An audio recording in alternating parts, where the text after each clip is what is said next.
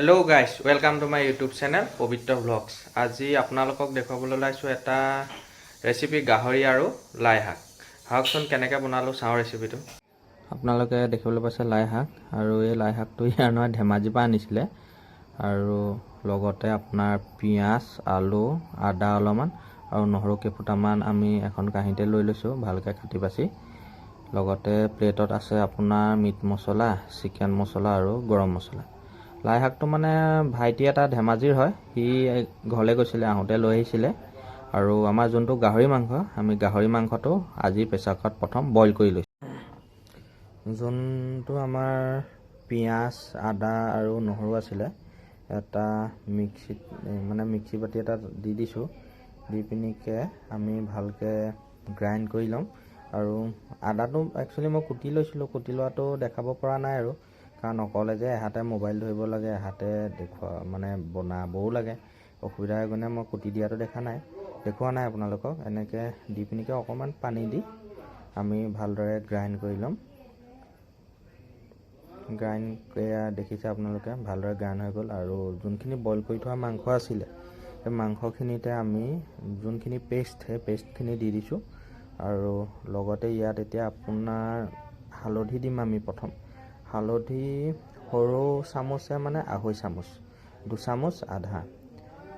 তাৰপিছতে আপোনাৰ আমি নিমখ দিম। নিমখ মানে ডাঙৰ চাইজৰ চামুচখনে 2 চামুচমান দিছোঁ, বেছি দিয়া নাই। সেইটো মানে নিজৰ অনুমানৰ ওপৰত কথা আৰু। ময়ো একচুৱেলি তেনেকৈ কোনো যোগ দি নবনাওঁ, অনুমানৰ ওপৰতে দি দিওঁ। কাৰণ মই তেনেকৈ আগৰ পৰাই জোখ হিচাপত বনাই পোৱা নাই একো বস্তু।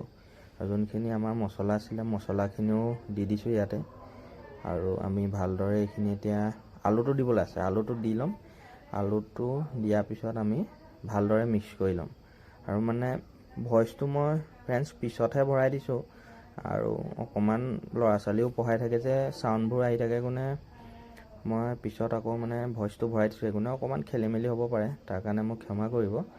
আৰু আমি মাংসখিনি এনেদৰে ভালকৈ মিহলাই ল'ম। মিহলাই পিনিকে অলপমান সময় ৰাখি দিম। আমি প্ৰথমতে এতিয়া কেৰাহীখন গেছ ষ্ট'ভৰ ওপৰত দি লৈছোঁ। কেৰাহীখন আমি গৰম হ'বলৈ দিম। গৰম হোৱাৰ পিছতে অলপমান মিঠাতেল দি দিম। প্ৰায় বনোৱা প্ৰচেছখিনি একেই, খালি আগতে যেনিবা মই তেলটো কমকৈ দিওঁ, এইবাৰ বইল কৰি ল'লোঁ মিঠাতেল অলপ দি দিছোঁ। আৰু যিহেতুকে জুলীয়া বনাম আৰু শুকানকৈ বনালে ইমান তেলৰ প্ৰয়োজনো নাই। আৰু ইয়াতে লাই শাক চাইশাকবিলাকো দিম যে, সেইকাৰণে এইবাৰ অলপ তেল দি দিছোঁ। তেল দিয়াৰ পিছতে আমাৰ যোনখিনি মিক্স কৰি থোৱা মাংস আছিলে, এই মিক্স কৰি থোৱা মাংসখিনি আমি তেলটো ভালকৈ পকাৰ পিছতে দি দিম। এয়া আপোনালোকে দেখিবলৈ পাইছে। মই মাংসখিনি দি দিলোঁ। দি গোটেই মাংসখিনি দি আমি ভালদৰে প্ৰথম মিহলাই ল'ম। আমি মাংসখিনি হেতাৰে ভালদৰে মিক্স কৰি ল'লোঁ। আৰু মিঠাতেলত দি থোৱা ভোট জলকীয়া, এইবাৰ ৰেড চিলিটো ইউজ কৰা নাই, জ্বলাৰ কাৰণে ভোট জলকীয়া 2টা আমি ইউজ কৰিছোঁ। এয়া দি দিছোঁ ইয়াতে জ্বলা হ'বৰ বাবে। আৰু তাৰপিছতে আমাৰ যোনটো লাই শাক আছিলে, মই কুটি ল'লোঁ। কুটাটো দেখুওৱা নাই আৰু, গম পায় এনেও কুটিয়ে দিব লাগিব।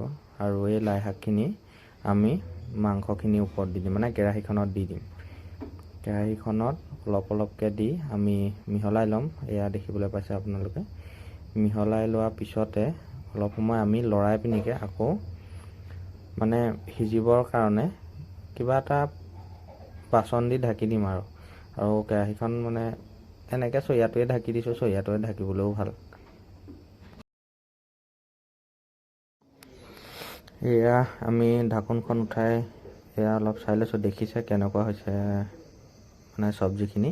ইয়াতে অলপমান পানী দি দিছোঁ, 2-3 গিলাচমান দিলোঁ পানী। মই পানীটো দি পিনিকে আকৌ এবাৰ ভালকৈ লৰাই দিছোঁ। পানীটো আৰু অলপমান দিব লাগিব নেকি, অলপমান দিব লাগিব চাগে দেই পানী যদি প্ৰয়োজন হয় অলপমান দি দিম, জোলটো কমিলে।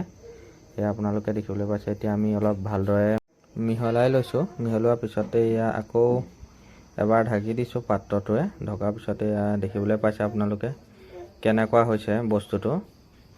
আৰু আকৌ এবাৰ হেতাই ভালদৰে আমি মিহলাই লৈছোঁ। মিহলোৱাৰ পিছত ৰসটো জোলটো দেখিবলৈ পাইছেই কেনেকুৱা হৈছে।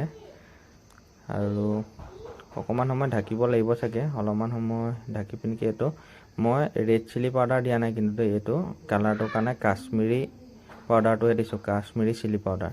আৰু এইটো জ্বলা নহয়, কালাৰটো অকণমান ভাল হয় আৰু ৰঙচুৱা হ'ব। আৰু এইটোৱে অপকাৰ নকৰে, কিন্তু ৰেড চিলিটোৱে অকণমান অপকাৰ কৰে, সেইকাৰণে মই ৰেড চিলি আজিকালি ব্যৱহাৰ নকৰাই হৈছোঁ। এয়া দেখিছে আপোনালোকে, ভালকৈ লৰাই দিয়াৰ পিছত কালাৰটো কেনেকুৱা আহিছে, অলপ ৰঙচুৱা নিচিনা।